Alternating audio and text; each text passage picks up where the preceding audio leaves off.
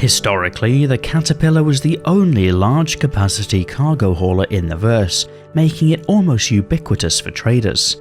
But these days there is competition to be had, for example from the Hercules series. So naturally that prompts the question, how does the Caterpillar perform in-game? I'm Forrester, and in this video we'll explore the answer to that question by reviewing the currently flyable Drake Interplanetary Caterpillar, which is described as a heavy freight ship on the RSI website, although might end up being more of a mid-range option. If you've seen other reviews on this channel, then you probably know what to expect, with this video following the usual format.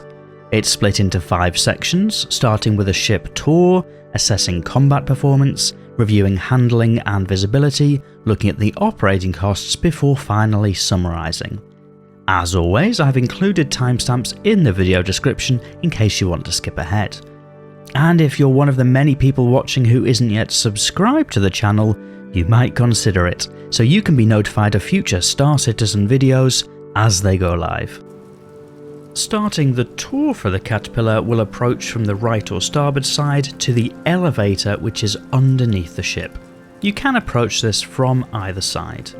You'll find it roughly 2/3 of the way back from the front. This deploys a little hydraulic ramp which you can use to get up into the ship itself.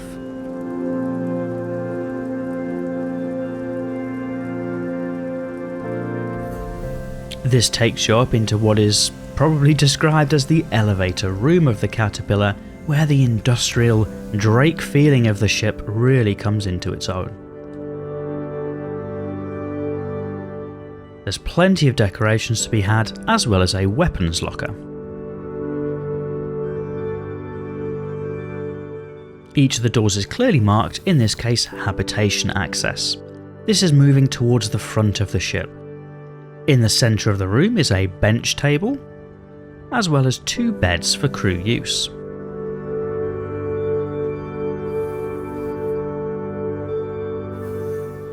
On the opposite side of this bench table is a small kitchenette with a sink and a stove of some description. There's also the Drake standard shower toilet combination. Moving further forward, we enter the first of the cargo storage modules. In this case, I've left the modules empty so that we can traverse the ground level. There's a ladder to the upper walkway. On either side are access controls which access each of the individual doors on the port and starboard side, meaning you can open simply just one module or simply one side of one module. As we move forward, you'll see that these modules are repeated. We're entering into the 3rd one now, moving to the front. Moving through the 4th module, these are all absolutely identical, until we get to the 5th section, which is called cargo access. It does have some cargo storage available inside, but also has the door at the front of the Caterpillar instead of on one of the sides. When you deploy this door, it opens up forwards, again with the Drake hydraulic theme to it.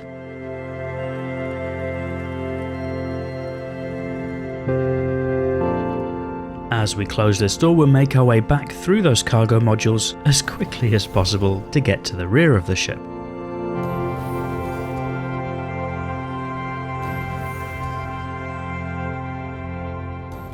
We'll pass back through habitation access, where there is a door on either side leading back to the elevator room, and then we'll move further back through the ship. We enter into this anteroom with some component access, as we move back to engineering at the back of the Caterpillar. Here you can see the turret for the lower turret access, as well as stairway access. We'll come to that in a moment. As we move right to the back of the ship, there is also a ladder which will take you up to the top deck. In this case, we'll take the stairs. The centre hallway, as it's described, is on the upper deck in the middle of the Caterpillar. On the right or starboard side is this tractor beam control room with a panoramic view. Great place to look around the Caterpillar. Although the station is usable, the tractor beam doesn't currently work. As we move across the ship, we'll go backwards through the upper hallway. On one door is power plant access, and in the other door is this small server room. The second door at the back of the server room also leads to power plant access.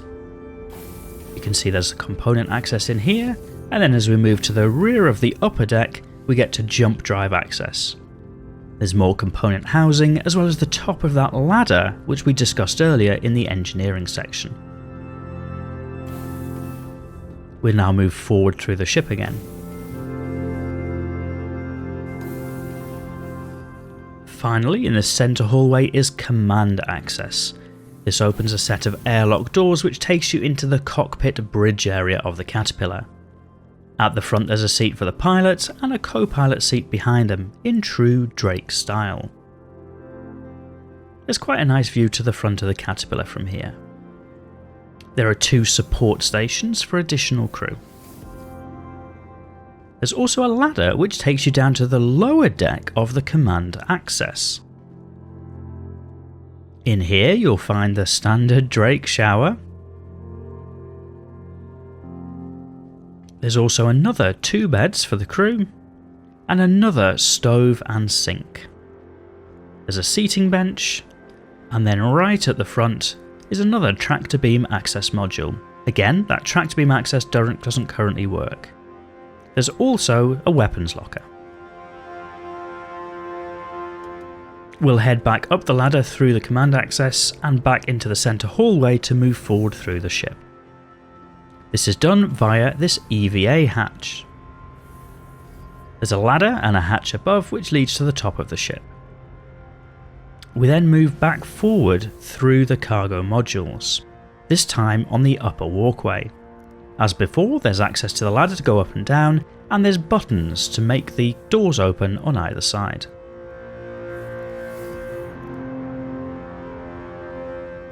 Likewise, each of these modules from the top walkway is identical until we get to the front of the ship.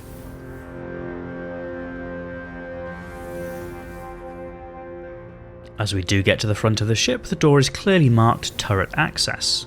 There is a button which opens the deployable front ramp, and also a chair leading to the upper turret.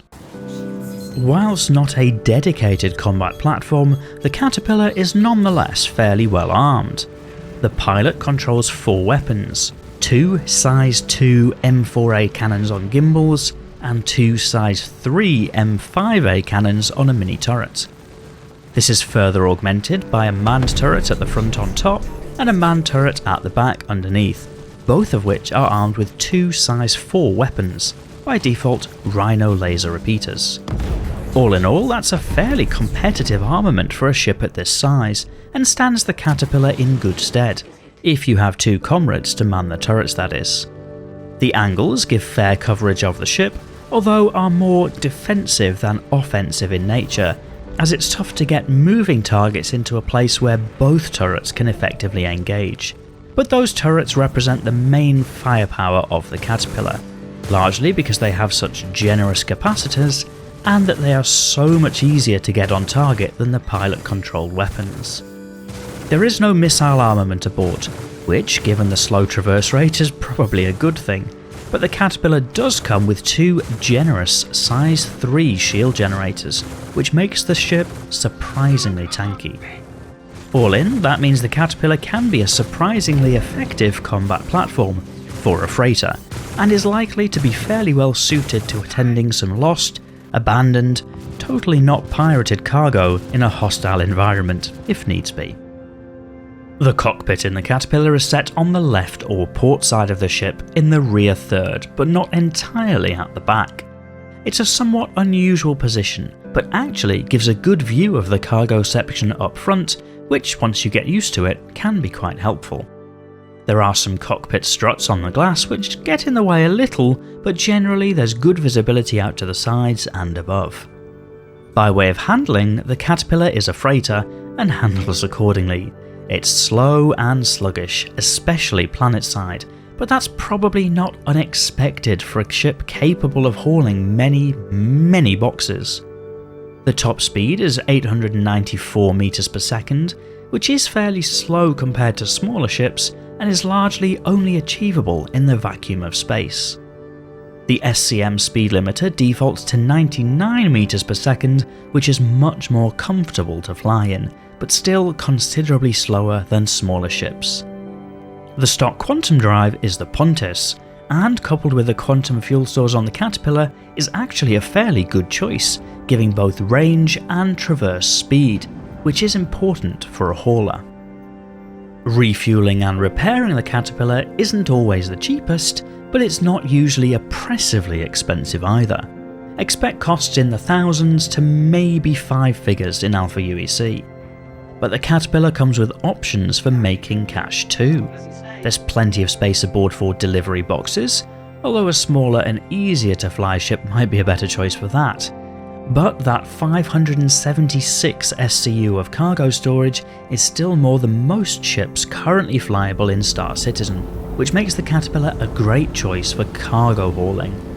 Profits have suffered a little in that regard recently, and with that much cargo, pilots are taking a big risk if they're attacked, as they could potentially lose a lot of credits. Still, cargo hauling is a viable option for the Caterpillar.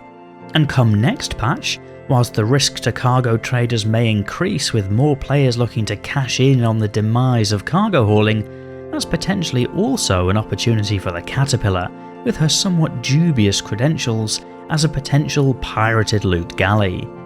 And finally, if you have a couple of friends with you, because the Caterpillar is so tanky and with decent weaponry in the turrets, combat contracts are a genuine real possibility.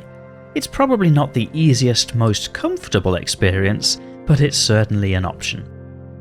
The stock loadout on the Caterpillar is actually pretty good for my tastes. I'd recommend keeping the gimbals for the pilot's weapons, just because trying to do any fine aiming with a ship like the Caterpillar is not ideal. If you're really into the combat side of things, you might choose to mil-spec the components, but you might end up paying almost 1 million Alpha UEC to do so, which I don't think is necessary. As a Drake ship, the Caterpillar is renowned for operating on the dubious side of the law.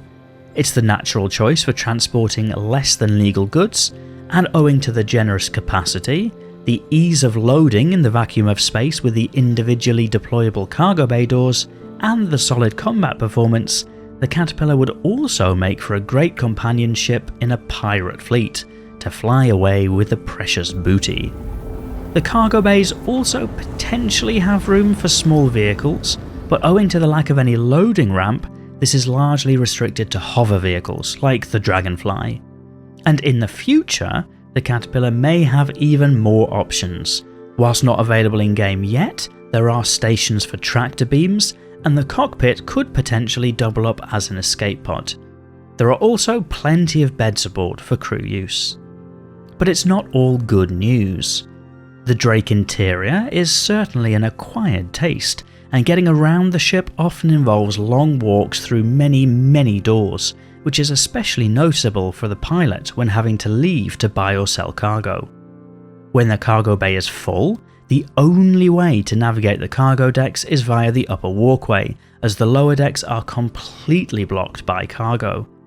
When physicalized cargo comes online, whenever that'll be, it might be possible to leave a gap in the middle for a lower walkway, but even if that becomes possible, it would be sacrificing cargo capacity to do so, and to effectively operate the Caterpillar as a combat platform, you need 3 players aboard. But that might be okay.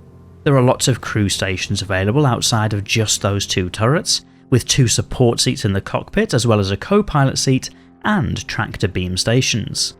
It's a ship that can still be flown solo if you're just wanting to move goods from A to B and are comfortable to take the risk, and the 576 SCU of cargo storage is still one of the best in the game, in terms of currently flyable ships at least, beaten only by the 696 SCU of the Hercules C2. In terms of price, the Caterpillar comes in at around $300 US, or 4.7 million Alpha UEC in-game. Both are fairly expensive, but the only real competition at the moment comes from that C2 Hercules, which is priced similarly in-game at 4.9 million Alpha UEC. And that is a real competition. The C2 is faster and easier to fly, carries more cargo, and is just about as well armed as the Caterpillar. It also has loading ramps for vehicles, making it easier to carry aboard all manner of ground vehicles, and even some smaller spacecraft. For most cargo haulers, the C2 is likely to be a better choice at the moment. That said, there may still be a niche for the Caterpillar in the near future. Ignoring the tractor beam stations for the moment, the modular cargo bay doors on the Caterpillar offer easy and organised loading points for nefarious pirates, potentially making it faster to load up goods than via the same entrance on the Hercules. And naturally, that also plays into the Drake ethos, which I certainly can't encourage as a relatively peaceful player.